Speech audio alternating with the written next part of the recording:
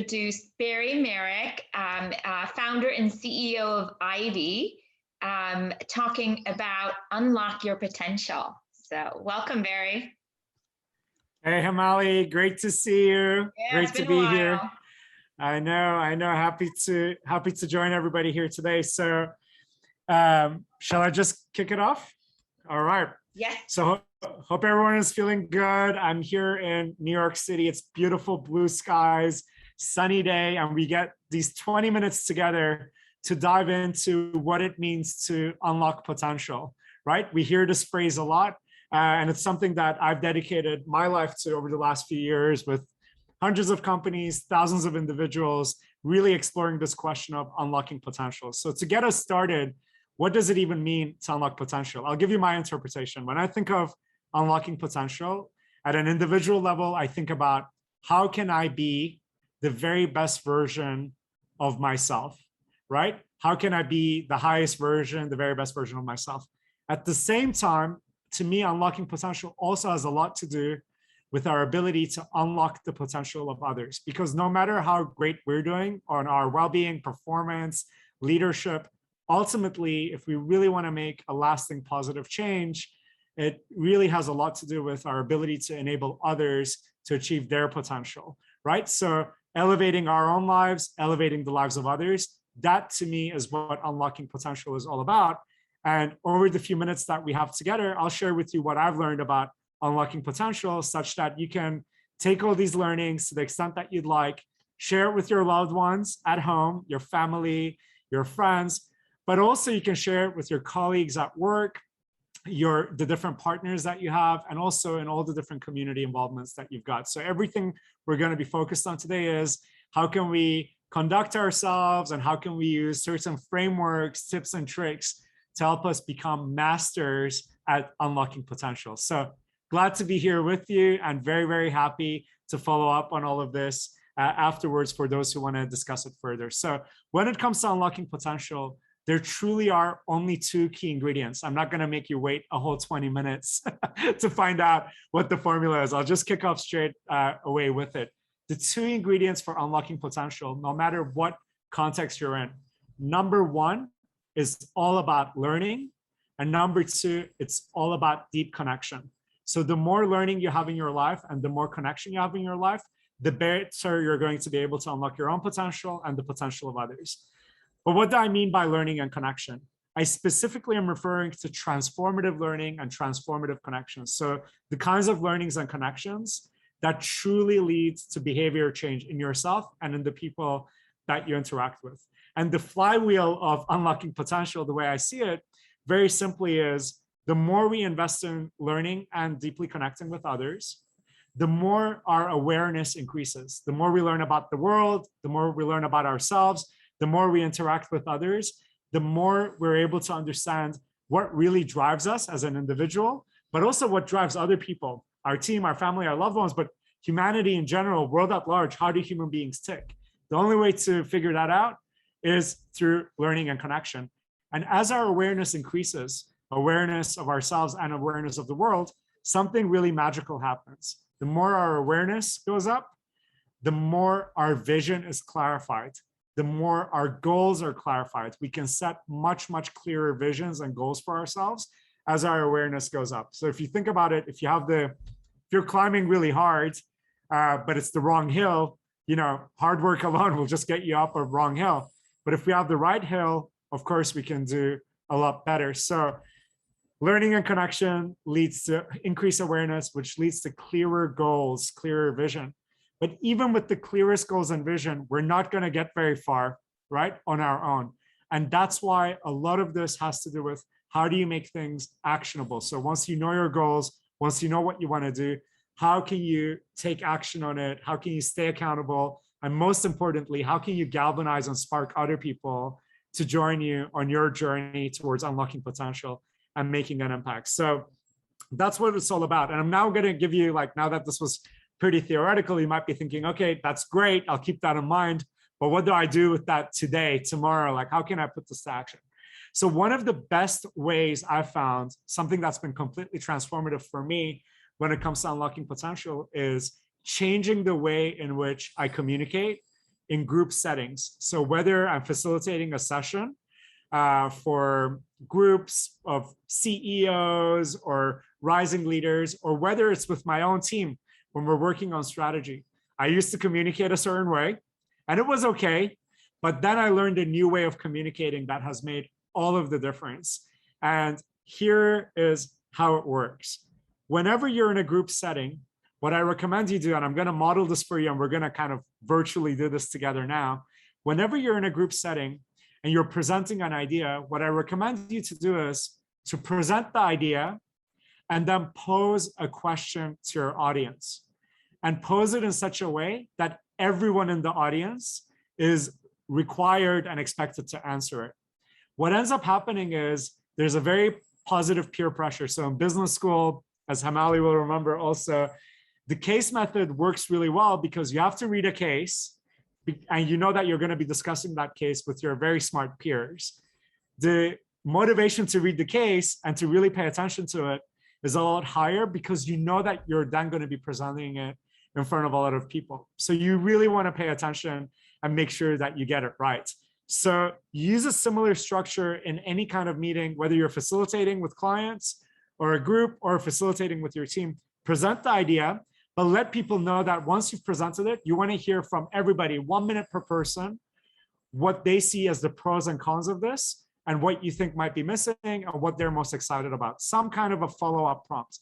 That way, they'll be listening a lot more closely. They'll be taking real notes because they know that they're about to present to everybody else present. Obviously, if this is a small group, 5 to 10 people, you can hear from everyone. But if it's hundreds of people, then you can use the breakout functionality, whether it's on Zoom or in person. It's relatively easy to say to people, okay, I'm going to be putting you into groups of 5, and you're going to each have 1 minute per person to share your key learning and the key action you're going to do based on this. And no interruption, no crosstalk, everybody speaks. And then once everybody's gone, then you can reflect together, have an open conversation on how you can support each other. So what I'm trying to say is, even if you have 1,000-person audience, you can still break people. Let's say it's a huge auditorium with 1,000 people.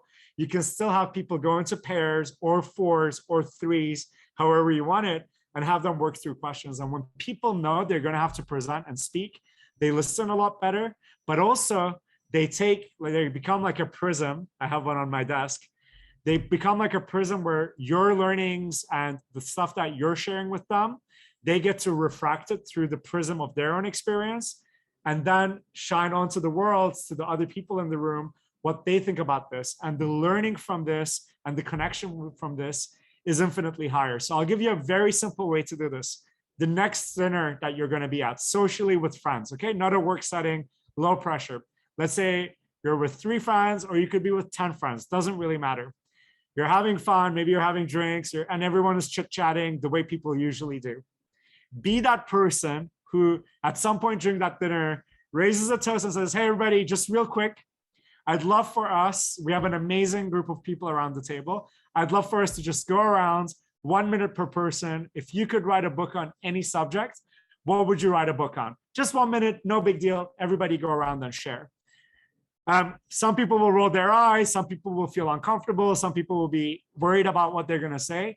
But I guarantee you, if you do this with confidence, people will go. And if you pick first person to go as someone you know will answer it well, or you can model it and go first yourself.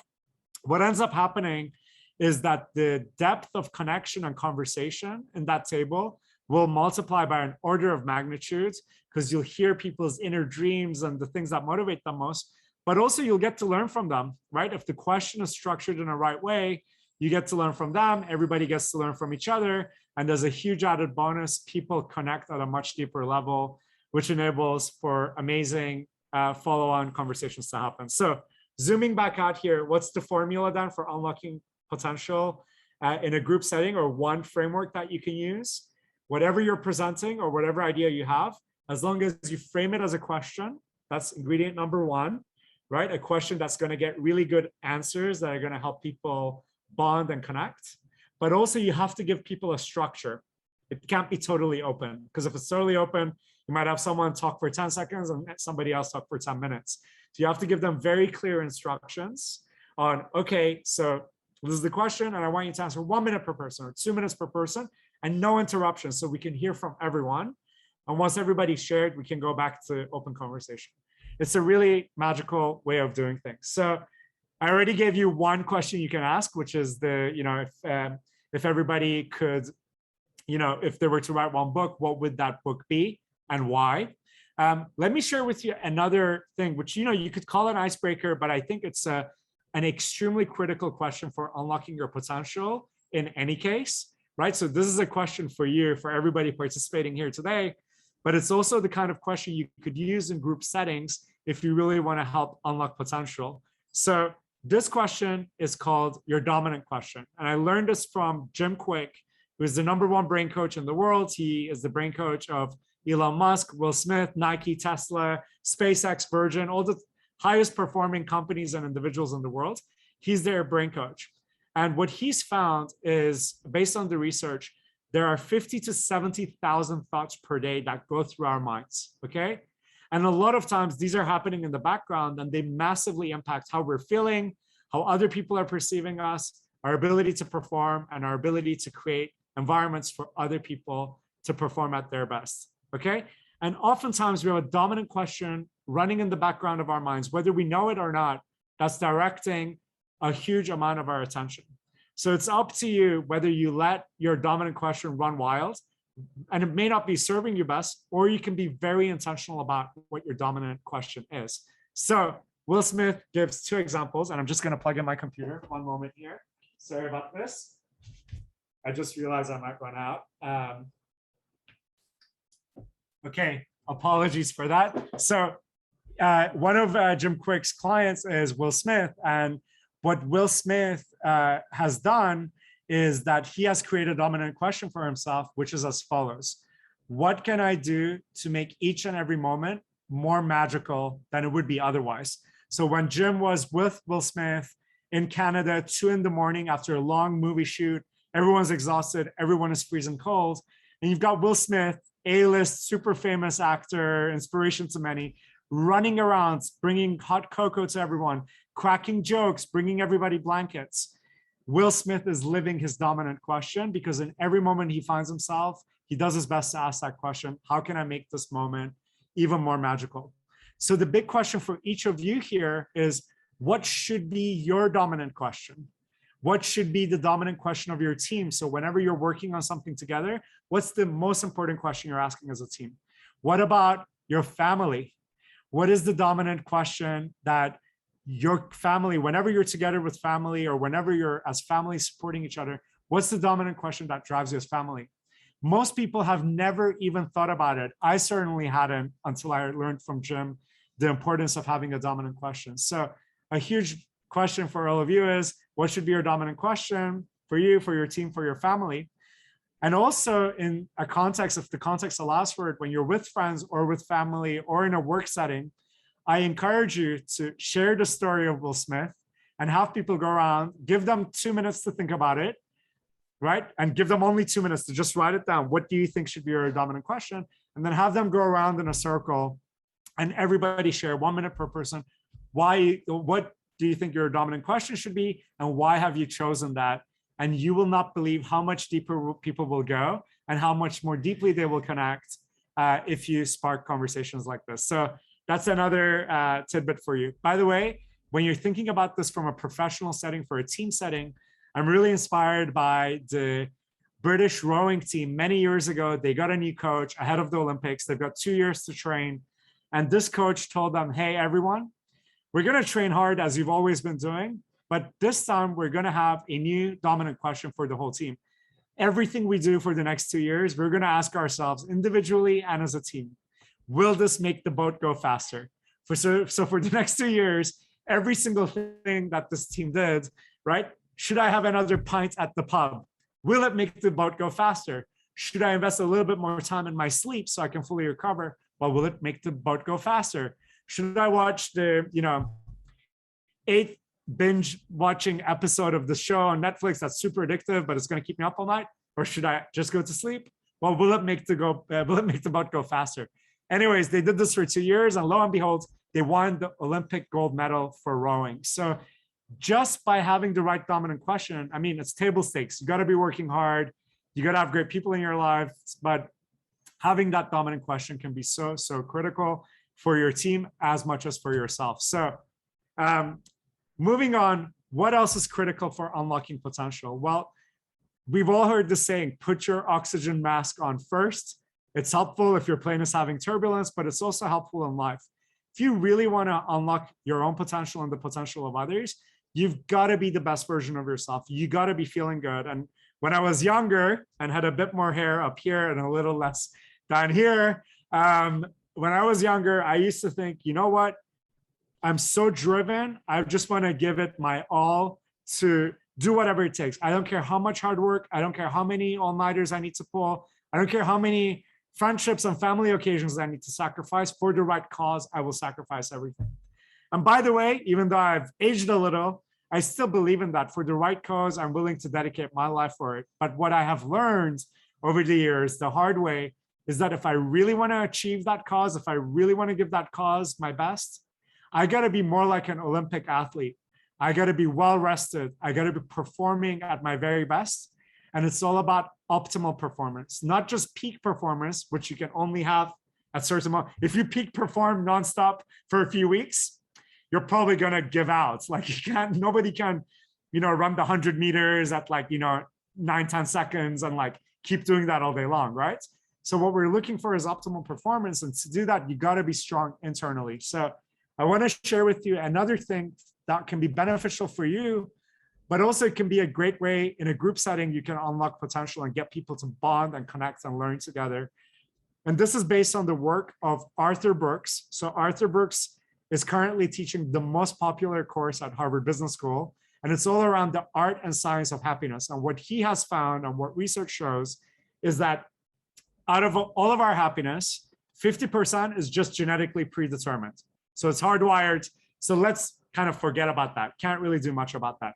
That leaves another 50%. And of the remaining 50%, half of that, 25%, is determined by external circumstances. What's going on in the world, what your company decided to do, what changed with the economy, what Dogecoin is doing tomorrow, all these things that can give you highs and lows that you don't control, right? So 50% genetic, 25% circumstantial, you're left with 25%.